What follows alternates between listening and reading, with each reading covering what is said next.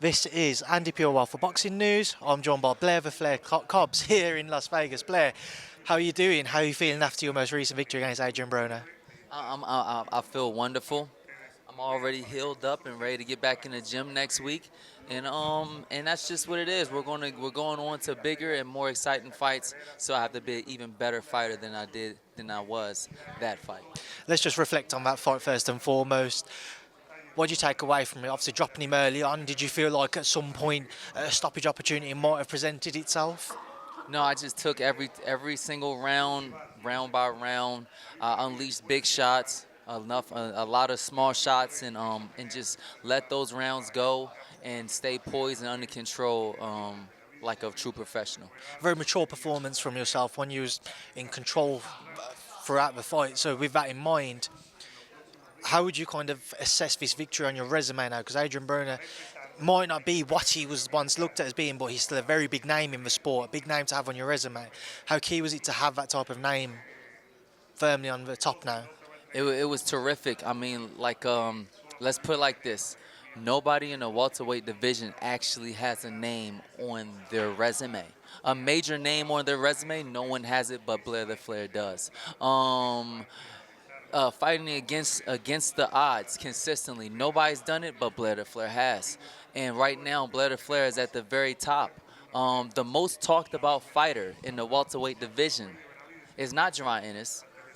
It's not a lot of people. So right now, the most talked about fighter is the people's champion, Blair the Flair. So let's make this fight happen. Let's make big fights happen. We got a lot of big fights to make.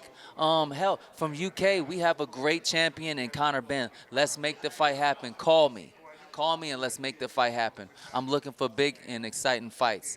No layoff. Like, I had a 2-year layoff and I came back to fight Adrian Broner the way I did.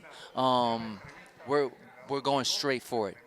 Let's go on to what could be next for yourself. The welterweight division, it's not got kind of one name dominating it. Obviously, we've seen Terence Crawford move up now, Errol Spence isn't there. It's up for grabs for somebody to really kind of take it by the scruff of the neck and be the number one man. When you look at the division, who kind of tickles your fancy the most, if you will? Who kind of stands out and you'd like to share the ring with the most? Ryan Garcia. He talks a lot of smack. He doesn't really put up. He doesn't really put up as much as he talks. He did a great job against Devin Haney, but he literally got knocked out like one fight before. So to say that he's the face of boxing and this and that, maybe we might need to see how he does against Blair the Flair. Against Blair the Flair in the welterweight division, because he can't make 140 anymore. Let's see what happens. That will probably be the main fight that I would definitely go for.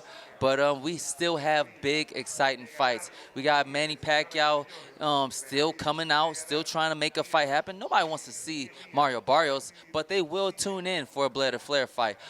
We have Keith Thurman. He's not making a fight at 54. Come down to 47. Let's make a fight happen. We have a lot of names, and yours truly, one of the best in the welterweight division, from UK. Definitely a crowd favorite in Conor Benn. Let's make that fight happen. So there's a lot of big fights and a lot of big names for Blair the Flair, and Blair the Flair is going straight for them. We'll come on to Conor shortly, but stick with the theme of Ryan Garcia. I'm sure you've been made aware of a video that he's been posting on social media of you two sparring. Oh, yeah. What I literally just found that out. What your reaction to that? Well, that's very interesting. That's very interesting. They try to cut it off right before the ass whooping. Good publicity. Because I got up right away, instantly, very fast. And then I went to work on his ass and finished him like a true champion does. I'm the guy that always has the last laugh at the end, because I'm a true champion. I know how to get up and then win the fight. I know how to get up and show the world that it ain't over. In that little sparring clip, yes, you might have saw me go down from a shot, because I don't know who the hell this kid is. I didn't know that he had a weapon or anything like that. He's just some goofy-ass kid to me. You know what I mean? Looking like easy work. And that's exactly what I made sure that he was. Easy work. Right after that knockdown, I got up and finished him. Obviously, you said there like you weren't really sure on who he was, and you didn't know he had that weapon. How long ago was that sparring session, mate? That was a very long time ago. That was like right when I first got signed or whatever, and I was jumping into like some strength condition trainers that really didn't know what they were doing. They're like weightlifters, and they maxed out my legs like a motherfucker. That literally the day right before that sparring session. And and it showed. I'm like, damn, I'm not moving the same way I should. But you know what? I'm just going to just come forward. After this, we're going to see who can finish now. And that's exactly what I did. It's always a bit of a surprise when people kind of see sparring footage come out. What's the relationship like between you and Ryan? Would you say you're not on very good terms? Was it a surprise to you to see that footage come out? Like, where's this all kind of stemmed from? I'm not surprised because he's the kind of guy that would sink that low sometimes. I've seen him in the promotions of a lot of other fights. It's a shame because we were friends. You know, I have nothing but respect for his family. I have nothing but respect for him. And to turn on me like that, it kind of hurt my feelings a little bit. And so now he's a target. You know, sometimes friendships can go sour.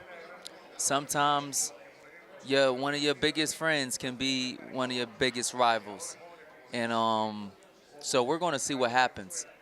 And trust me, if he think that he can outdo me in like the press and the build up of the fight, he will be out of his fucking mind. It is Blair the Flair. I'm the people's champion. And to think that you're just going to show up into the welterweight division and think that you're going to be able to stop somebody like me from rising to true greatness, you've got your hands full. You're not going to make it. And we will see how much of a coward you really are, because we always expose you in these damn sparring sessions. How many people whipped his ass? Plenty. You know, so like let's see what happens. Away from all things, Ryan, you mentioned also Conor Benn. I know in the past we've spoken about a fight between the pair of you, and you've said you take it, but there's actually a level of respect and a relatively, as far as I'm aware, good relationship between the pair of you. He has a lot going on at the minute with the British Boxing Board of Control and UCAD after losing that appeal, but what would you make of a fight between the pair of you? Well, as long as we can get him cleared, make sure that he's clean, right? Just like fair. You know, we can do like a periodical, checkups or whatever. I'm game. I got nothing but respect for Conor, man. Like, I'm be honest with you. I'm not the guy that shoots the first shot to just start talking crap and trying to fucking start trouble. I'm not really a troublemaker by design. I'm really just more of a guy that just likes to have fun. And sometimes I might throw a few jokes out there every once in a while. But like I would definitely love to have that fight and put that fight on my on the map for everybody to see. I'm looking for the fights that the fans would love to see, and the fans would love to see a Conor Benn Blair the Flair fight. Blair, just moving forwards, just two fights I want to touch on from this coming weekend before we go down for the Wayne. Tank Davis and Frank Martin, what do you expect to see? I expect to see some pretty exciting fights coming tomorrow. You have Gary Russell Jr. That's incredible. You have Frank Martin against Tank, might be pretty good. If Frank Martin can get in there, be elusive enough to not get hit, unpredictable enough to not get hit, and still be physically challenging Tank each round, maybe he has a chance in capitalizing on a pretty big win against somebody like Gervonta. Do I think that he can knock out Gervonta? Absolutely not. Gervonta's pretty resilient. He's a battle tank fighter with incredible reflexes and tremendous power. He's not with that combination of things. It makes him a very dangerous fighter. And then, of course, you've got David Benavidez versus Alexander Vosdik. Benavidez is returned, but up at 175 now. What do you expect to see from him?